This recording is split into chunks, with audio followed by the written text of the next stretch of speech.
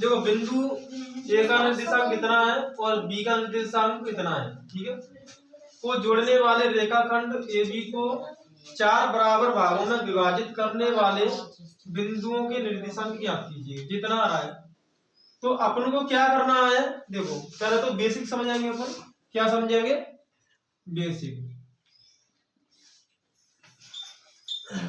जैसे एक रेखा है वाली, है ना, यहां पर मैंने मान लिया ए बिंदु और यहां पर मैंने मान लिया क्या है, बी बिंदु। इतना क्लियर? ए बिंदु और बी बिंदु। तो ए का निर्देशांक क्या बेटा, -2 और कॉमा 2। बी का निर्देशांक क्या अपने पास 2, 8, है ना जी, क्लियर है। अब यहां से क्या करेंगे, पूछा क्या इसने कि जोड़ने वाले रेखाखंड ए बी को 4 बराबर भागों में विभाजित करता है, यानी कि 4 बराबर भागों यानी 4 खंडों में बांटना है, 4 बराबर भागों में विभाजित करता है। तो अपन क्या करेंगे, यानी कि यहाँ पे 1 बिंदु, 2 बिंदु और यहाँ पर 3 बिंदु, यहाँ पर 4 बिंदु हो गए, 4 भागों में विभाजित कर दिया। मैंने इस बिंदु को क्या माना है, P और Q और R। इतना क्लियर? P Q R मान लिया। अब देखो जी हमेशा जी Q बिंदु है ना, तो बराबर भागों में बांटता है, क्योंकि Q हमेशा मध्य बिंदु में होता है। किस में होता है? Q हमेशा मध्य बिंदु में होता है। तो देखो Q बीच में ये वाला है ना, तो देखो 1 और 2 बराबर भागों में बांट दिया। तो अपन इसके बाद क्या करेंगे, Q बिंदु के बाद यानी कि पहले मध्य बिंदु का निकाल लेंगे, उसके बाद क्या करेंगे, फिर P का निर्देशांक ज्ञात कर लेंगे, उसके बाद क्या करेंगे, फिर R का निर्देशांक ज्ञात कर लेंगे। आसानी से सॉल्व हो जाएगा सवाल, ठीक है। तो निकालेंगे, लिखेंगे यहां पर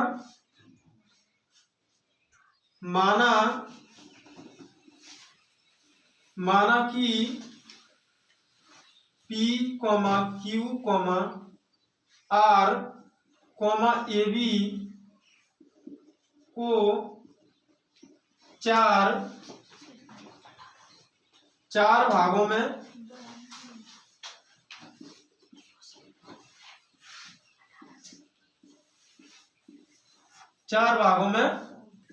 बांटता है, ठीक है, या विभाजित करता है, एक ही बात है।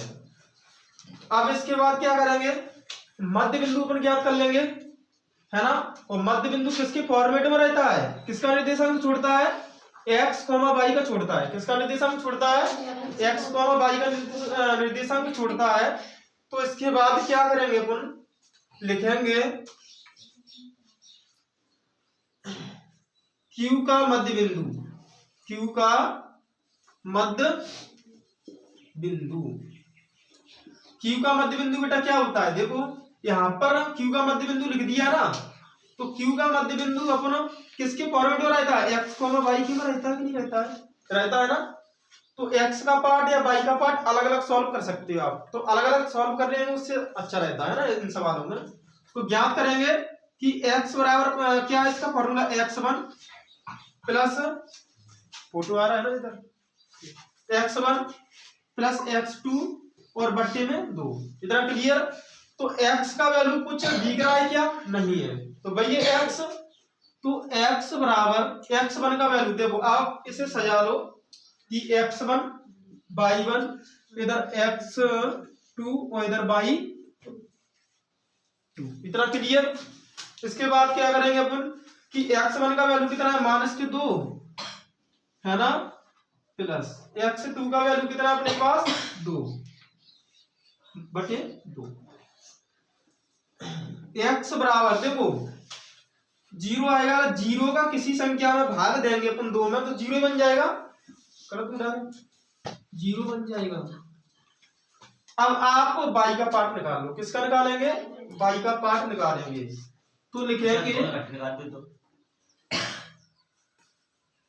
y बराबर y1 प्लस के y2 बटे 2। तो y का पार्ट निकालेंगे बेटा, तो y बराबर y1 का कितना मान है आप बताओ, y1 का 2 मान है, कितना है 2 यानी कि 2, प्लस y2 का कौन सा है अपने पास 8 है, कितना है 8 है बटे दिख रहा नीचे। तो y बराबर क्या आ जाएगा अपने पास, देखो 8 और 2 कितने होंगे 10, और 10 का डिवाइड 2 में 2 का डिवाइड अगर 10 में करेंगे तो 5 आ जाएगा, कितना आ जाएगा 5 यानी कि 5 आ जाएगा। इतना समझ में आ गया। तो लिखेंगे यहाँ पर अतः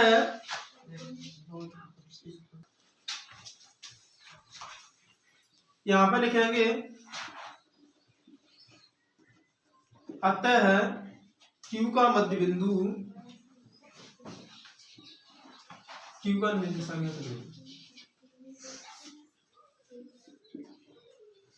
Q का निर्देशांक कितना है बेटा, यानी कि x का वैल्यू पहले लिखते हैं तो 0 और कॉमा y का वैल्यू पहले लिखते हैं तो 5। इतना समझ में आ गया। तो जी अपना यहाँ से आंसर हो गया इतना, ठीक है। तो अपन ने क्या किया कि Q बिंदु का मध्य सॉरी Q का मध्य बिंदु से ज्ञात कर लिया, x का वैल्यू आ गया और अपने पास y का वैल्यू आ गया, इतना क्लियर। अब क्या करेंगे बेटा कि बचा क्या अपना p का निर्देशांक और r का निर्देशांक। तो p का निर्देशांक ज्ञात कर लेंगे और वो किससे p का निर्देशांक ज्ञात होगा, विभाजन सूत्र से, ठीक है। तो ज्ञात करेंगे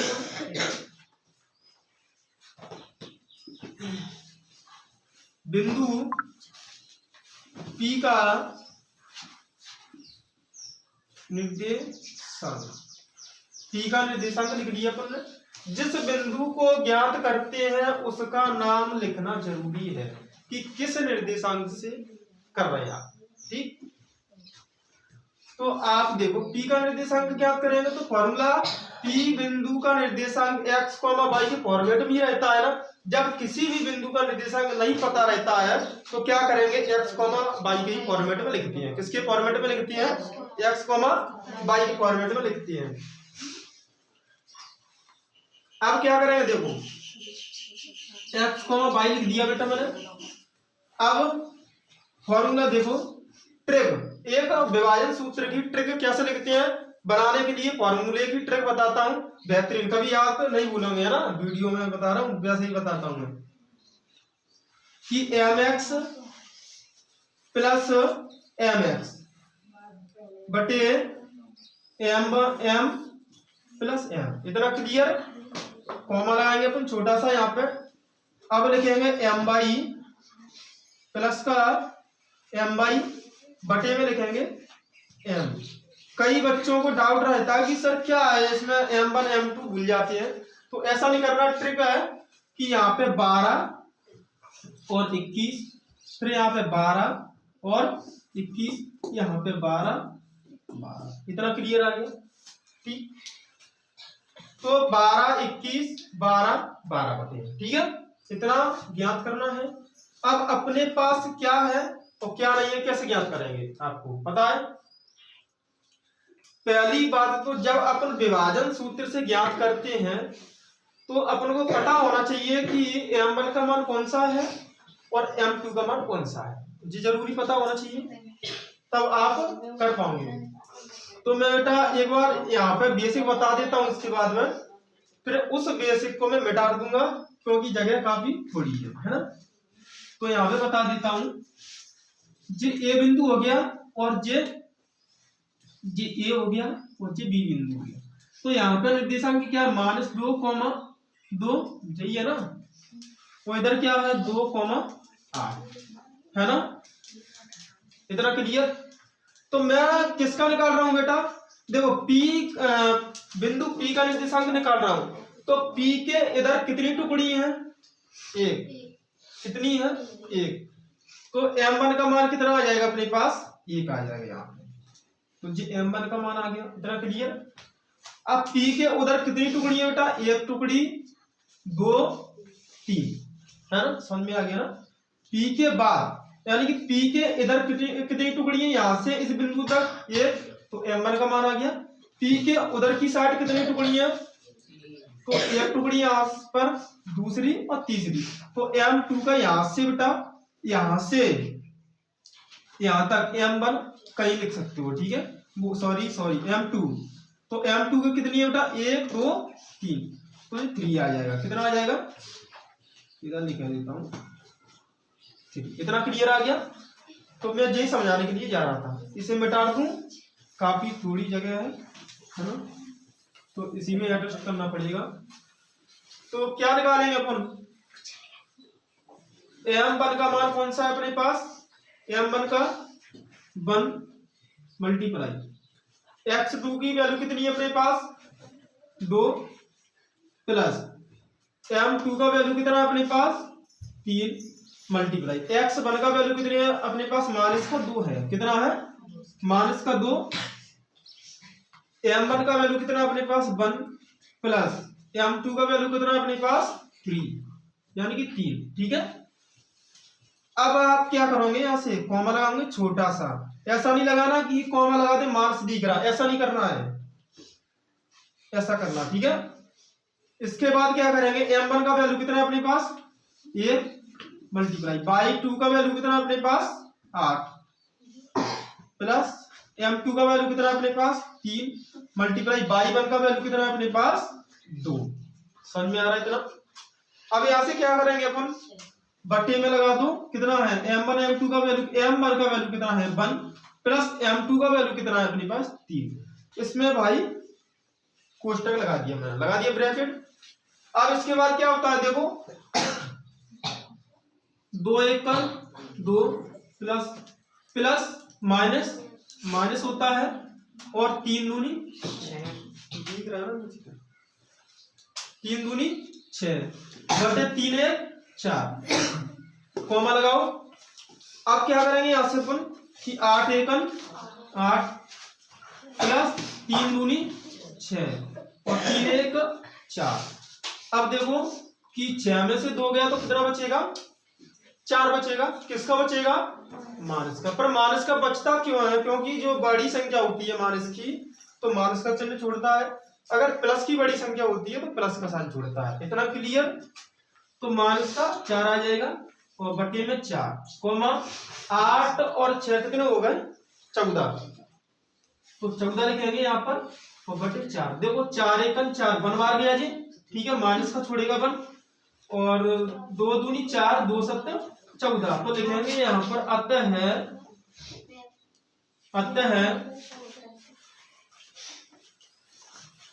अतः बिंदु P का निर्देशांक, अतः बिंदु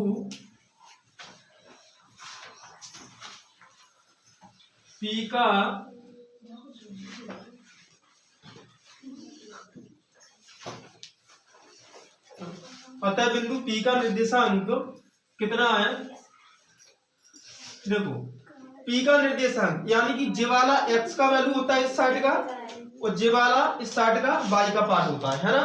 तो क्या लिखेंगे, पहले x का वैल्यू निकाला जाता है पहले, तो माइनस का 1 कॉमा चेक कर लेना एक साइड जल्दी, माइनस का 1 कॉमा 7/2 7/2। तो बेटा जी अपना P का निर्देशांक निकल के आ गया। कितना आ गया, P का निर्देशांक निकल के आ गया। तो आप देखो मैंने पहले क्या किया, Q बिंदु का मध्य बिंदु निकाल लिया, x y की फॉर्मूला लिख दिया मैंने। उसके बाद मैंने क्या किया, फिर यानी कि विभाजन सूत्र लगा दिया। विभाजन सूत्र लगाने के बाद क्या होता है, फिर मैंने विभाजन सूत्र से अपने जो m1 m2 के मान ज्ञात कर लिए। उसके बाद क्या किया आपने, P बिंदु का निर्देशांक ज्ञात कर लिया, तो जो आंसर आ गया P बिंदु का निर्देशांक। अब ज्ञात क्या करना है बेटा, r का। तो r का आप सॉल्व कर लेंगे ना, क्योंकि बोर्ड में थोड़ा जगह कम है। अब आप यहां से क्या करेंगे, देखो दूसरा पार्ट है, सवाल वही है, सवाल नंबर 9 है। अब इसमें क्या करना है, देखो पहले हमने क्या किया, Q का मध्य बिंदु ज्ञात कर लिया, उसके बाद फिर हमने उसकी सहायता से P का निर्देशांक ज्ञात कर लिया। अब बचा अपने पास है R का निर्देशांक। पर R का निर्देशांक बेटा m1 का मान 1 है और m2 का मान 3 है, पर हमें तो R का निर्देशांक ज्ञात करना है। जब R का निर्देशांक ज्ञात करेंगे तो उसके बाद m1 और m2 के मानों में चेंज हो जाएगा। कैसे, एक फिर से चित्र बनाना पड़ेगा अलग से बेटा, आवाज नहीं।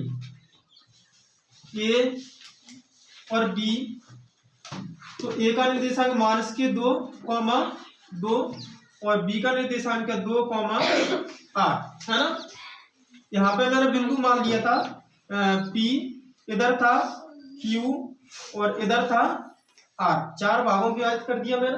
अब क्या करना है इसके बाद, तो हमें तो बिंदु R का निर्देशांक ज्ञात करना है। लिखेंगे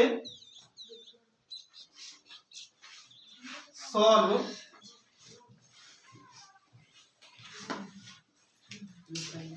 बिंदु R के, एक व्यक्ति खड़ा होकर मैंने कर रहा हूँ वीडियो बना R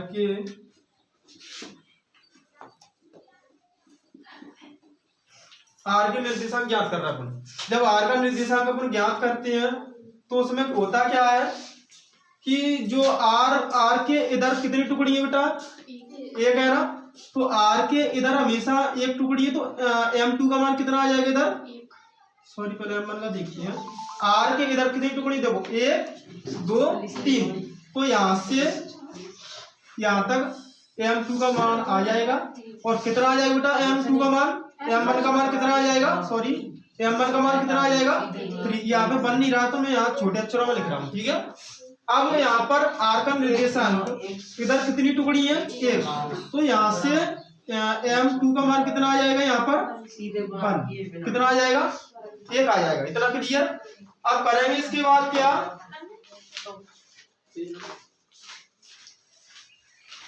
एक दो तीन, सही है। अब लिखेंगे बिंदु R का निर्देशांक। तो बिंदु R का निर्देशांक लिखते हैं तो वो एक्स वाई फॉर्मेट में लिखते हैं ना, तो x, y है ना, बराबर लिखेंगे, फॉर्मूला कोई लगाओ, mx प्लस mx बटे m plus m, comma my plus my बटे m प्लस का m, इतना आ गया।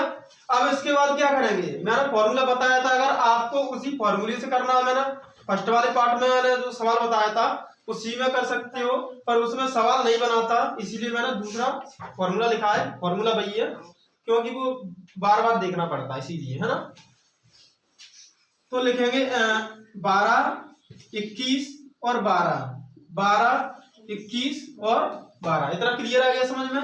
अब क्या करेंगे, अपन ने ब्रैकेट लगा दिया, ब्रैकेट लगा दिया तो लिखो अपन M1 का वैल्यू कितना है इसमें 3 मल्टीप्लाई x2 का वैल्यू कितना अपने पास 2 प्लस M2 का वैल्यू कितना अपने पास, M2 का कितना है 1 मल्टीप्लाई x1 का वैल्यू कितना अपने पास माइनस का 2, और नीचे क्या आ जाएगा M1 का वैल्यू कितना अपने पास 3 प्लस M2 का कितना है 1, इतना क्लियर।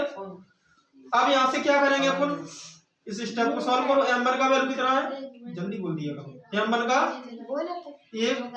1 मल्टीप्लाई M1 का वैल्यू कितना अपने पास 3 है ना, गलत तो नहीं किया मैं कुछ भी, चेक कर लेना एक बार, एक व्यक्ति बैठ गया। M1 का वैल्यू कितना अपने पास 3 मल्टीप्लाई y2 का वैल्यू कितना अपने पास 8 प्लस M2 का वैल्यू कितना है अपने पास 1 मल्टीप्लाई y1 का वैल्यू कितना है अपने पास 2, सही है ना।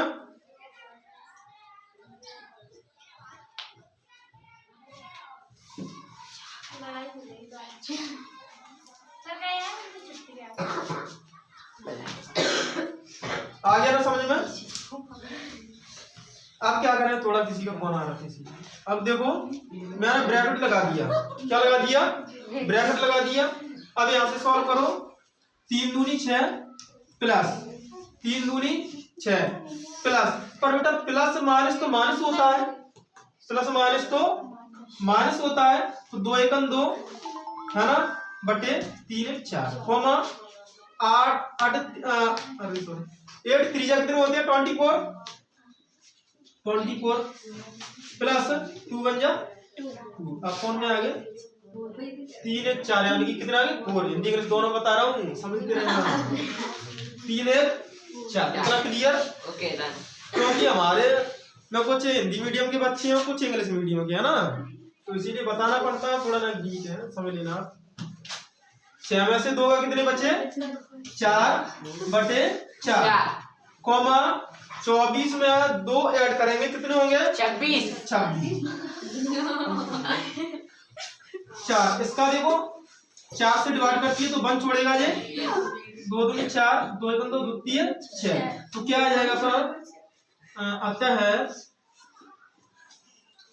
अतः आर के निर्देशांक चेक करो आर